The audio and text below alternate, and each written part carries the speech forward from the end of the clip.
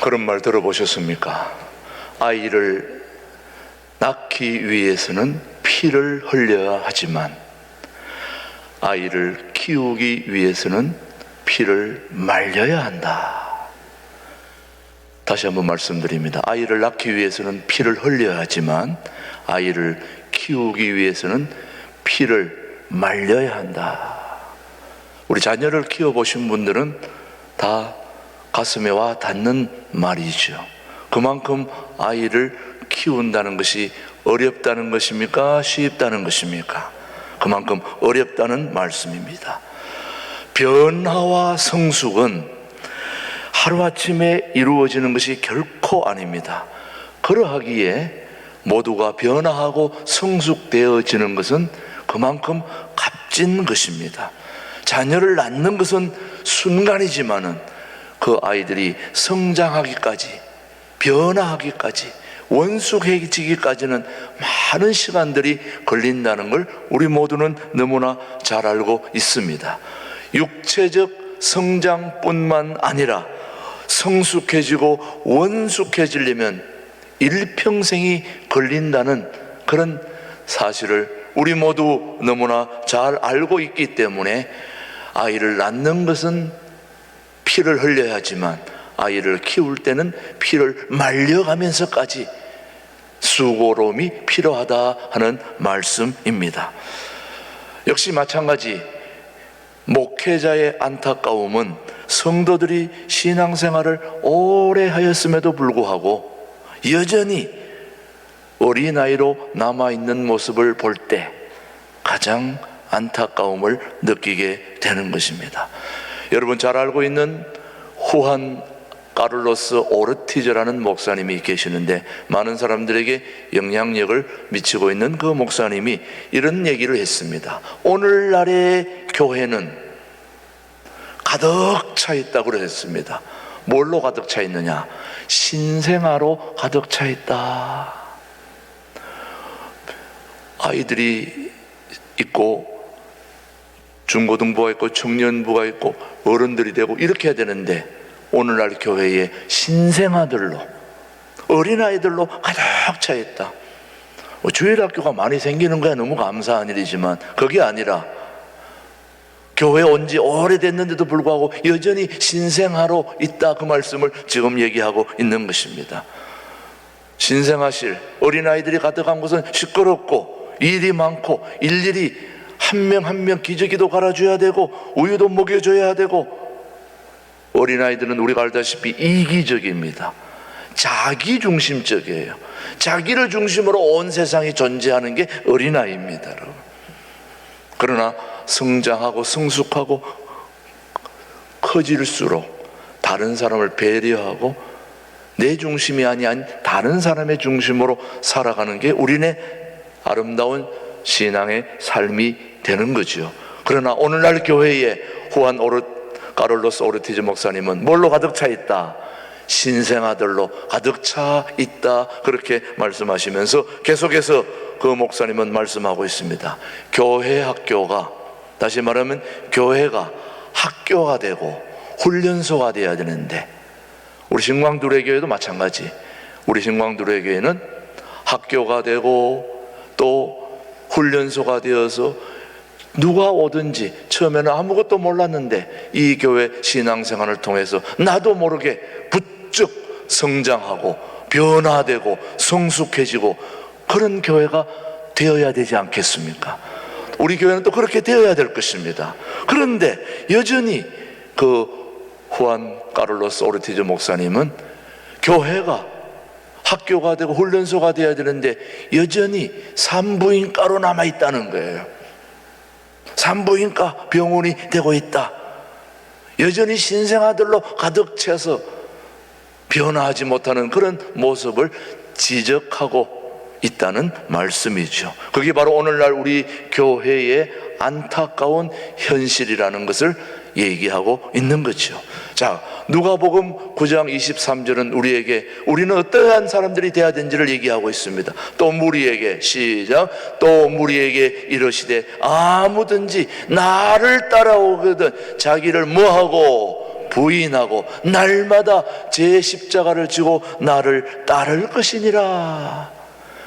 예수님의 제자라면 당연히 자기를 부인하고 제자의 삶을 살고 날마다 십자가를 지는 삶을 살아야 하는데, 그런 거 다 힘들어, 귀찮아, 그렇게 어린아이들로 가득 차 있는 오늘날 교회의 모습을 그렇게 가르치고 또 지적하고 있는 모습입니다. 이제 우리는 이런 어린아이에서 벗어나서 조금씩 변화와 성숙을 우리 모두 추구해야 되지 않을까요, 여러분?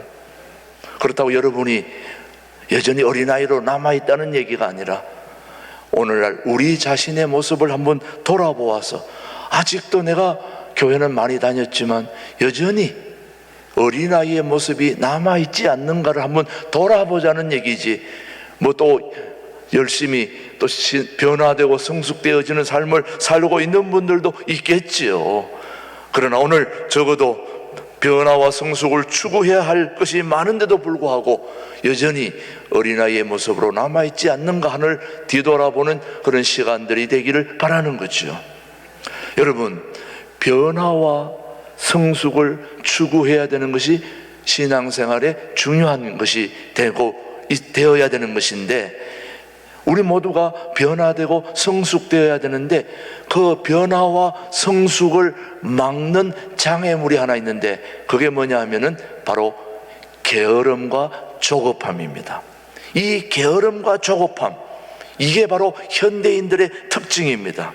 게으른 사람들의 특징은 핑계를 잘 대고 배우지 못하고 남 탓을 잘하고 발전을 하지 못하는 게 바로 게으른 사람들의 특징입니다. 모든 것이 남의 탓입니다. 자, 그리고 게으른 사람의 또 특징 하나가 바로 조급함입니다. 조급하다 보면 과정을 무시한 채 지름길을 택합니다. 저도 가끔 어디 갈 때에 마음이 급해지면 정상적인 길을 놔두고 어디 빠른 길이 없나 하고 골목으로 막 들어갔다가 나중에 꼬여가지고 정상적인 길로 갈 때보다도 몇 배 더 시간이 걸려요. 이게 바로 저의 조급함의 문제인 것입니다. 조급하다 보면 그렇게 지름길을 택해서 빨리 가보려고 하다가 큰 코를 다치게 되는 경우가 너무나 많지요, 여러분. 그래서 여러분, 이 조급함은 누가 사주를 해요?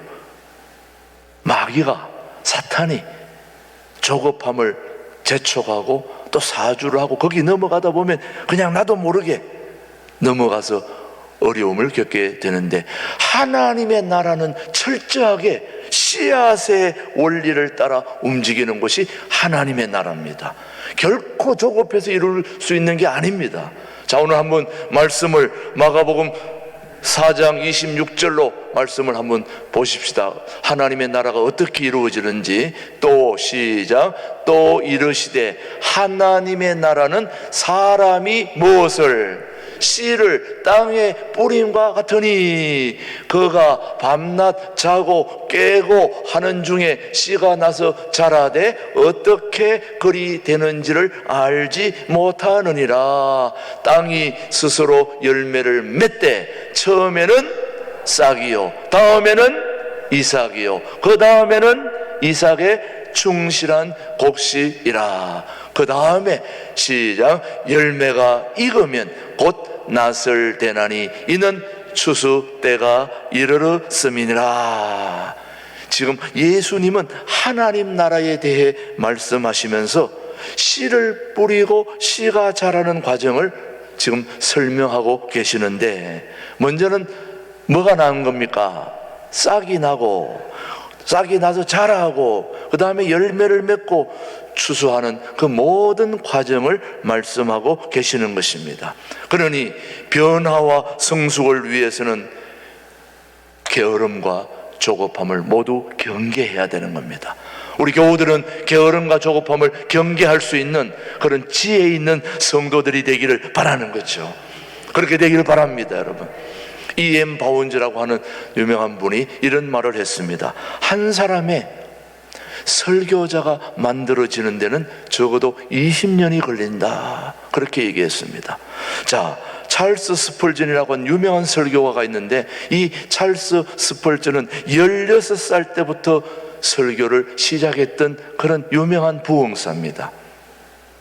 그런데 이 찰스 스펄전이 16살 때 설교를 시작했지만 그의 설교는 시간이 갈수록 그 자신과 함께 점점 더 무르익어 갔습니다. 설교보다 더 중요한 것은 설교하는 설교자가 무르익어야 되는 겁니다. 아마 여러분들도 다 동의는 하실 거예요. 많은 분들의 설교를 들으면서 여러분들이 갈구하는 것은, 원하는 것은 저 설교하는 사람이 설교하는 말씀대로 사는가, 설교하는 대로 행동하는가, 그걸 보지 않습니까, 여러분? 아마 많은 분들이 교회를 선택할 때 목회자의 설교의 거의 60, 70%를 좌우한다고 통계가 나와 있습니다. 그럴 때 아마 여러분들이 목회자의 설교를 들을 때, 저분은 참 말씀은 잘하시는데 이건 뭐라는 얘기입니까? 내용이, 행동이 안 따라간다는 얘기죠. 저분은 말씀은 좀 서투른데 삶이 참 괜찮아. 뭐 둘 다 달되면 너무나 좋겠지만은, 그렇지 여러분요. 예, 그러니까 설교보다 더 중요한 것은 설교자가 무르익어 가야 되는 거예요. 참 굉장히 중요한 지혜를 우리에게 허락해 줍니다. 여러분들도 아마 설교자를 선택할 때 그런 면을 아마 보게 될 것입니다. 여러분, 김진홍 목사님이 그런 얘기를 많이 하시더라고요. 지금이 내가 가장 행복한 때다. 그 행복함이 우리에게도 느껴지는 것은 그분의 삶이 그동안 이런저런 시행착오를 거치면서 점점 더 말씀하는 것 따라서 그 삶도, 그 인생의 모든 것들도 그만큼 무르익었다는 거죠, 여러분. 음식에 비유하면 곰탕, 설렁탕, 갈비탕 많이 우러 나왔다는 얘기. 끓이면 끓일수록 더 맛이 나는 게 곰탕 이런 거 아닙니까, 여러분? 처음에 끓여서 먹을 때는 맛이 조미료 맛 때문에 그냥 잘 모를 수 있지만 끓이면 끓일수록 이 맛이 쫙 우러나지 않습니까? 한 숟갈 떠먹어보면 벌써 몸으로 쫙 전율이 오지 않습니까, 여러분? 그런 거거든요. 설교 한마디 딱 들어보면 이게 벌써 삶 속에서 녹아 있구나, 그냥 건성으로 하는구나, 이런 게 벌써 느껴진다는 말씀이죠, 여러분. 그래서 한 사람의 설교자가 키워지는 데는 몇 년이 걸린다고요? 20년이 걸린다. 설교는 10살 때도 할 수 있고 15살 때, 20살 때 얼마든지 젊은 나이에 설교할 수 있습니다만은, 그런 설교를 여러분이 들어보시면 알 거예요. 좀 더 인생을 살면서 해야 되는구나. 여러분이 앉아서 다 듣고 있어요. 말을 안 해서 그렇지, 여러분이 앉아서 오늘 저 설교 들어보니까 벌써 준비를 많이 했구나, 별로 안 했구나, 좀 더 인생을 살아야 되겠구나, 그런 걸 여러분이 다 판단한다는 말이죠, 여러분. 자, 그러므로 우리에게 필요한 것은 한 설교자가 설교가 무르익기까지는 인내하면서 기다려줘야 되는 것입니다. 금방 좋은 설교가 나오기를 바라는 것도 조급한 것입니다. 여러분들의 기도와 여러분의 또 관심과 따뜻함이 한 설교를 무르익게 만드는 책임도 여러분에게 있는 것입니다. 앞에 있는 사람도 노력해야 되지만, 목숨을 다해 그렇게 애쓰고 수고해야 되지만, 여러분들의 관심과 배려, 기도, 이것도 한 몫을 하게 되는 것입니다. 그러기 위해서 인내가 필요하다는 말씀이죠. 디모데후서 2장 24절 사도 바울의 경우를 한번 보십시오. 자, 시작. 모든 사람에 대하여 온유하며 가르치기를 잘하며 뭐하며? 참으며 인내를 얘기하고 있습니다. 계속해서 디모데후서 4장 2절 말씀은 계속해서 너는 시작. 너는 말씀을 전파하라. 때를 얻든지 못 얻든지 항상 힘써라. 범사에 오래 참음과 가르침으로 경책하며 경계하며 근화라. 오래 참음으로 인내를 말하고 있는 것입니다. 이 인내는 성숙으로 들어가는 문입니다. 우리가 성숙한 사람이 되기 위해서 문을 들어가려면 반드시 인내라는 문을 열고 들어가야 되는 것입니다. 그만큼 인내는 모든 문을 열어주는 열쇠와 같습니다. 저는 우리 신광두레교회 교우들이 인내의 열쇠를 하나씩 가지고 문을 열고 들어갈 수 있게 되기를 바라는 거죠. 예수님을 영접할 때 우리는 영적인 아이로 태어납니다. 자, 여기 계신 모든 분들이 다 그런 경험을 했을 것인데, 살아계신 우리 예수님을 내 인생의 주인으로 모실 때 우리는 영적인 아이로 태어납니다. 동의하시죠? 그러면 영적인 아이에서 예수님의 장성한 분량에 이르기까지 아주 중요한 과정을 거쳐야 됩니다. 구원은 순간입니다. 예수님을 내 인생의 주인으로 모실 때 구원은 이루어지는 것입니다. 아멘. 예수님이 우리 인생의 주인이십니다. 구세주이심을 믿습니다. 아멘 하는 순간 우리는 구원을 받는 것입니다. 그러나 구원받은 이후에 진정한 예수님의 제자로서 하늘나라 가기까지 그 성화, 영적인, 그리고 성숙과 원숙함을 이루기까지의 과정은 평생 걸린다는 거죠. 구원은 순간이지만은 성화는 평생 과정을 거쳐야 되는 것이죠, 여러분. 그래서 신앙생활이 힘든 거죠, 여러분. 교회에 와서 예수님을 영접하고 금방 구원의 길에 들어서는 건 간단합니다. 한마디 대답만 하면 되는 것이지만, 그러나 하나님 나라에 갈 때까지 우리의 삶이 계속 변화되고 성숙해지고 남을 배려하고 남을 행복하게 해주고 내가 십자가를 지고 더 어려운 길로, 고통의 길로 가자면 갈수록 다른 사람이 행복해지는 이 기가 막힌 성화의 과정을 계속 이루어 가야 되는 거죠, 여러분요. 여러분이 신앙이 성장해서 차량 관리도 하고 봉사 안내도 하고 밖에 풀도 뽑고 또 여러 가지 건물 관리도 하고 이런 것들을 하면 할수록 여러분의 삶이 더욱 성장해지고 성숙해지고 원숙해져서 모든 사람이 행복해지는 거죠.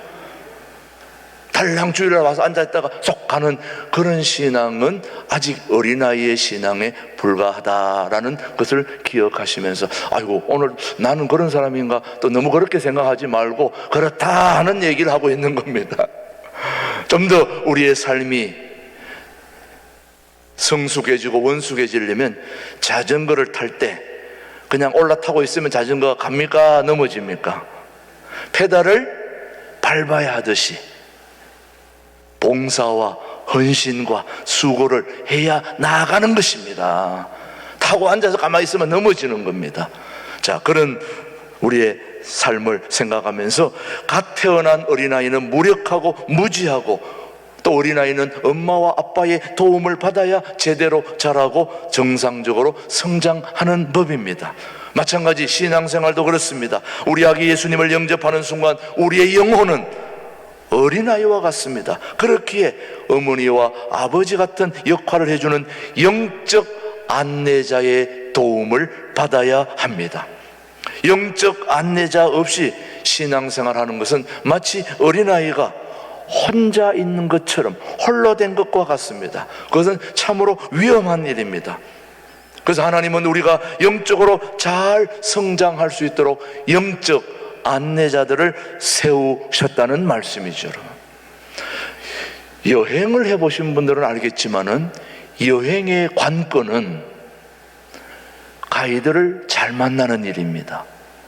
여행을 조금이라도 해보신 분은 알겠지만은 가이드를 잘 만나면 그 여행은 정말 행복합니다.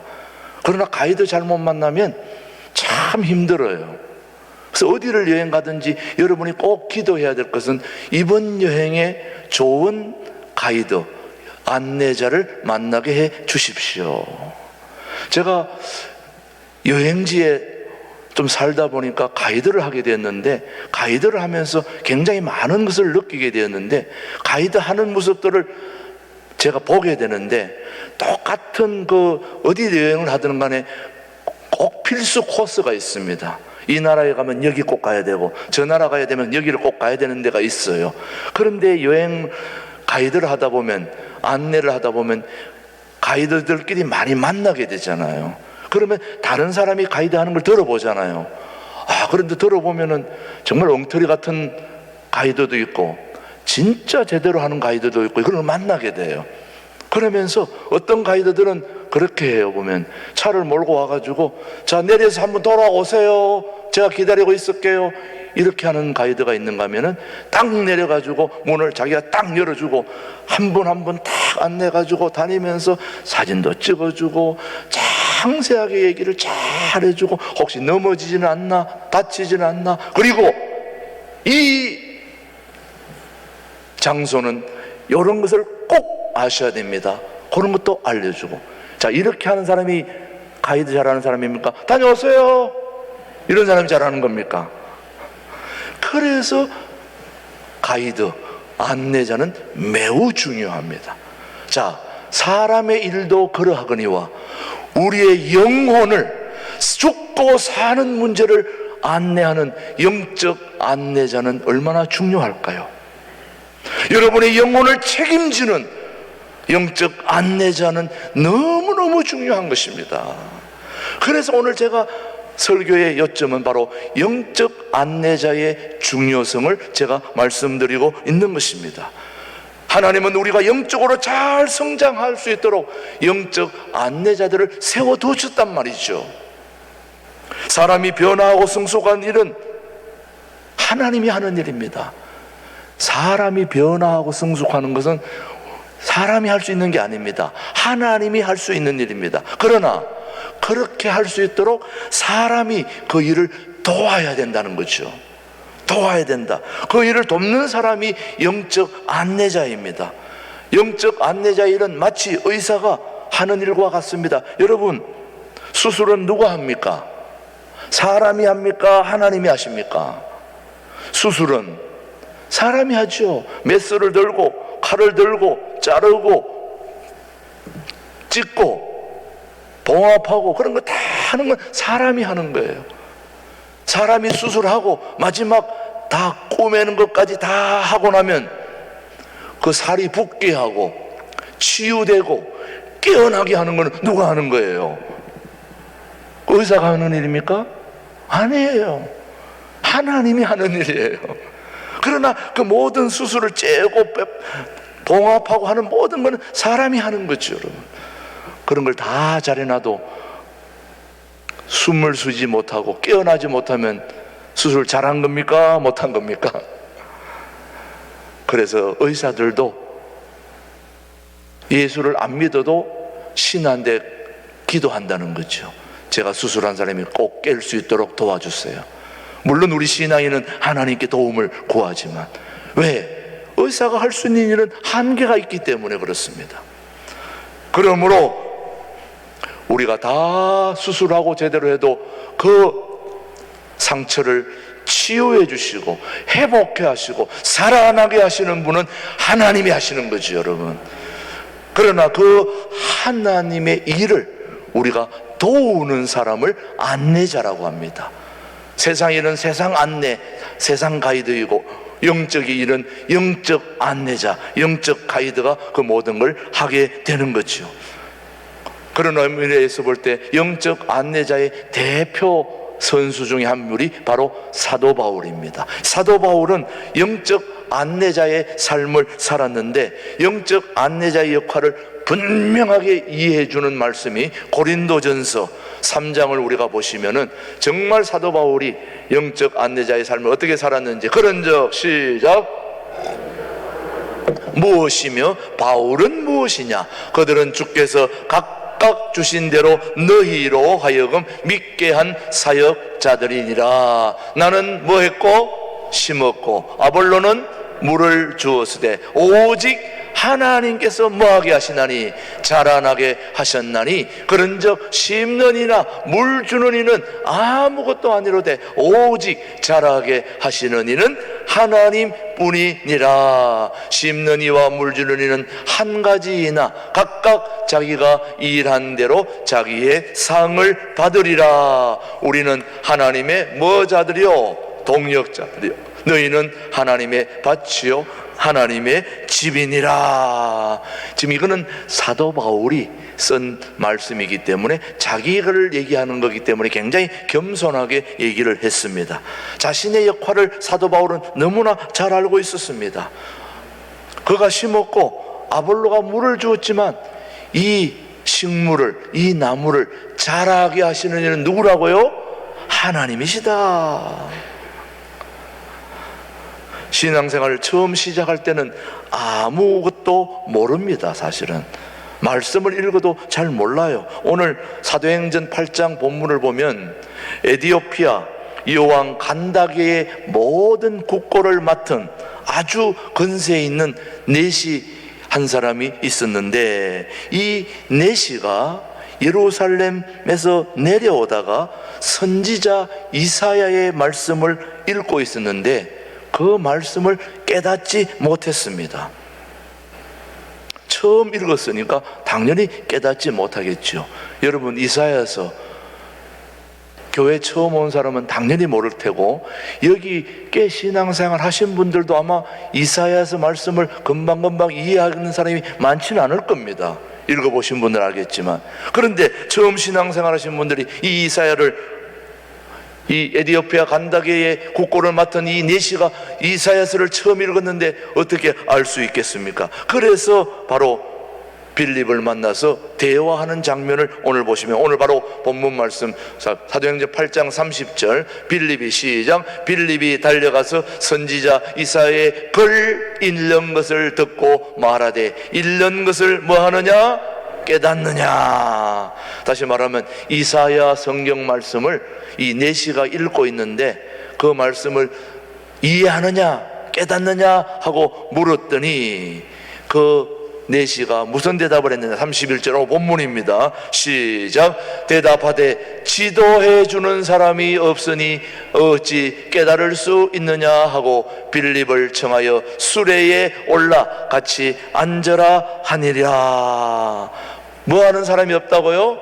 지도해 주는 사람이 없으니 다시 말하면 가이드해 주는 사람이 없으니, 안내해 주는 사람이 없으니 내가 어찌 이 이사야를 처음 읽는데 알 수 있겠습니까? 아무리 읽어봐도 무슨 말인지 알 수가 없습니다. 이 얘기를 지금 하고 있습니다. 우리는 영적 순례자의 길을 이미 앞서가고 있는 부들의 지도를 받아야 되는 것입니다. 안내를 받아야 됩니다. 우리는 학교에서 선생님들의 지도를 받는 것처럼 교회에서도 영적 안내자들의 지도를 받아야 그 신앙이 올바르게 성장할 수 있습니다. 오늘 본문의 말씀처럼 빌립은 영적 안내자가 되어서 에디오피아 내시가 읽고 있는 이 말씀을 잘 깨닫게 해 줍니다. 왜? 빌립은 이미 이사야서 말씀을 잘 알고 있기 때문에 내시에게 예수님을 잘 소개를 해 주었습니다. 자, 오늘 우리가 꼭 알아야 될 중요한 사실은, 가장 중요한 영적 안내자의 역할은, 가장 중요한 영적 안내자의 역할이 무엇이냐 하면은, 영적 안내자는 말씀을 통해서 예수님이 누구인가를 가르쳐 줘야 됩니다. 여기 핵심입니다. 영적 안내자는 누구를 가르쳐 줘야 된다고요? 예수님을 가르쳐 줘야 되는 겁니다. 아니, 가이드가 중요한 장소에 갔으면 그 장소를 얘기해야지 딴 얘기를 하면 됩니까? 안 됩니까? 안 되는 거예요. 영적 안내자는 말씀을 깨닫지 못하고, 다시 말하면 에디오피아 간다게 여왕의 국고를 맡은 근세 있는 사람이라 할지라도 성경에 대해서는 전혀 문외한입니다. 알 수 없습니다. 그런 그에게 빌립이 이사야서를 읽고 있는 그 말씀을 통해서 이 이사야서에 나오는 핵심 인물은 누구라고요? 예수님이다라는 걸 가르쳐 줬다는 말씀이에요. 다른 걸 얘기한 게 아니라 이 영적 안내자는 핵심을 얘기하는데, 바로 영적 안내자의 중요함은 우리 인생을 책임지고 이끌어 주시는 살아계신 예수님을 잘 알려주는 안내자가 영적 안내자의 역할인 것입니다. 자기 얘기를 하라는 게 아닙니다. 오늘도 저는 여러분에게 설교를 하고 있습니다만, 지금 누구 얘기를 하고 있는 겁니까? 예수님 얘기를 하고 있는 거예요. 예수님을 잘 가르쳐 줄 수 있는 영적 안내자가 이렇게 중요하다는 걸 여러분에게 말씀하고 있는 것입니다. 그 영적 안내자의 도움을 받아야 된다는 것이죠. 예배를 드리러 왔다고 하여 예수님을 아는 게 아닙니다, 여러분. 신앙생활 오래 하였다고 해도, 교회를 오랜 생활 동안 직분을 받았다 할지라도 여러분이 영적으로 예수님을 바로 안다고 할 수 없는 것입니다. 자, 한번 볼게요. 예수님을 바로 안다면은 여러분이 밖에 나가서 다닐 때에 사람들이 여러분에게 냄새를 맡아야 됩니다. 예수님을 알려주는 예수님 냄새를 맡으면 그분은 신앙생활 잘한 것입니다. 영적 안내자를 잘 알고 있는 거예요. 어떤 분이 늘 얘기합니다만, 야, 여기 치즈가 어디 있냐? 예? 치즈 냄새가 나는데 치즈 어디 있는 거야? 아무리 뒤봐도 치즈 없는데, 그 사람은 계속 치즈 냄새가 난다는 거예요. 나중에 알고 봤더니 자기 코에 치즈가 묻어 있었어요. 그러니까 다른 사람 만났는데 자기만 계속 치즈 냄새가, 여기 뭐가 있었으니까? 치즈가 있었으니까. 여러분, 냄새가 나야 된다는 거죠, 여러분. 예수 믿으면 예수님 냄새를 풍겨야죠. 어떻게 예수 믿는 사람이 밖에 나가서 예수님 냄새가 안 나고 다른 냄새가 난다면 그 신앙생활 하는 사람이 아니죠, 여러분요. 죄송하지만 제가 한때 얼굴이 돌아가서 힘든 때가, 그 전에는 음식 관리를 잘 못해가지고, 그래서 내가 참 라면을 너무 많이 삶아 먹다 보니까 그런 안 좋은 식생활 습관 때문에 제가 몸이 많이 망가져서, 그래서 우리 집사람이 늘 당부하는 건 이제 라면 먹으면 안 된다. 근데 그 라면이 그렇게 먹고 싶은 거예요. 그래서 집에서 안 삶아주고 안 해주니까 먹고 싶어가지고 제 방에서 가끔씩, 그건 자주는 아니고 가끔씩 한번 몰래 삶아 먹고 딱 치우고 있는데, 우리 집사람이 딱 들어와서 이게 뭔 냄새야? 먹었지. 제가 다 완벽하게, 거의 완벽하게 치웠는데도 뭐가 나요? 라면 냄새가 났다는 거 아닙니까? 삶아 먹었으니까 냄새가 나는 거 아니에요, 여러분. 우리가 아무리 숨기려고 그래도 예수님을 내 인생의 주인으로 확고하게 모시고 영적 안내자의 지도를 잘 받은 사람은 그 삶 속에서 예수님 냄새가 나게 마련인 것입니다. 나야 정상인 것입니다. 우리 영혼이 예수님이 누구신가를 알 때 우리의 영혼은 무럭무럭 자라게 되어 있는 것입니다. 예수님을 아는 지식만큼 성장하는데, 오늘 에베소서 말씀을 한번 보십시오. 우리가 시작. 우리가 다 하나님의 아들을 믿는 것과 아는 일에 하나가 되어 온전한 사람을 이루어 그리스도의 장성한 분량이 충만한 데까지 이르리니. 우리가 예수님을 믿고 세움을 입을 때 제일 중요한 자세는 겸손입니다. 겸손은 자신의 한계를 아는 것이고, 자신의 약한 모습을 알기에 남의 도움을 받으려고 하는 것입니다. 바울같이 이렇게 훌륭한 인물도 처음에는 바나바의 도움을 받았습니다. 신약 성경의 3분의 1을 기록한 이렇게 사도 바울 같은 인물은 앞으로도 나기 힘든 인물입니다. 그런 사도 바울도 처음에는 혼자 그렇게 영적으로 성장한 게 아니라 영적 안내자의 도움을 받았습니다.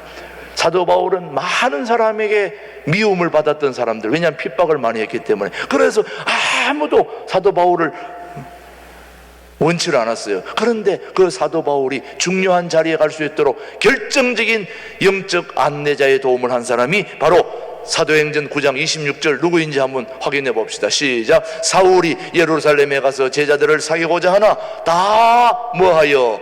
두려워하여 그가 제자됨을 믿지 아니하니.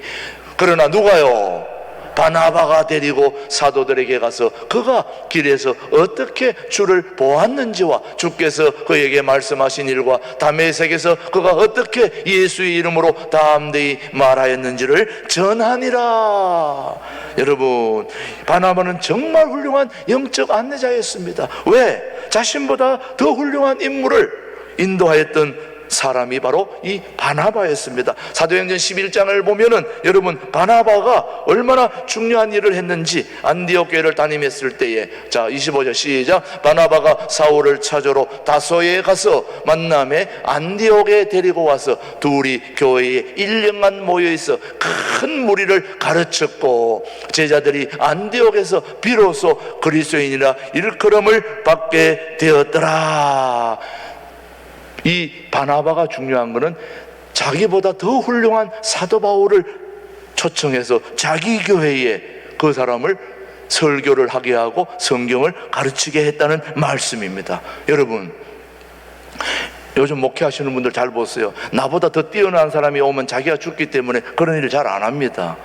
그런데 이 사도 바울이 대단한 인물인데 바나바가 그런 인물을 초청해서 그분이 말씀을 가르치게 하고 설교하게 하는 이 기가 막힌 영적 안내자의 소중함을 우리에게 알게 해주는 것. 제가 저보다 더 예수님을 잘 소개하는 사람이 있다면 그분이 여기 와서 전해야 되는 거죠. 중요하지 않습니까? 그래야 안 그래요? 예, 바로 오늘 신앙생활에 있어 영적 안내자는 너무나 중요합니다. 영적 안내자를 선택할 때는 신중하게 선택을 해야 됩니다. 그래서 오늘 저와 여러분들이 꼭 기도해야 될 소중한 제목은 우리 신광두레교회도 영적 안내자, 바른 영적 안내자를 잘 세워 주시옵소서.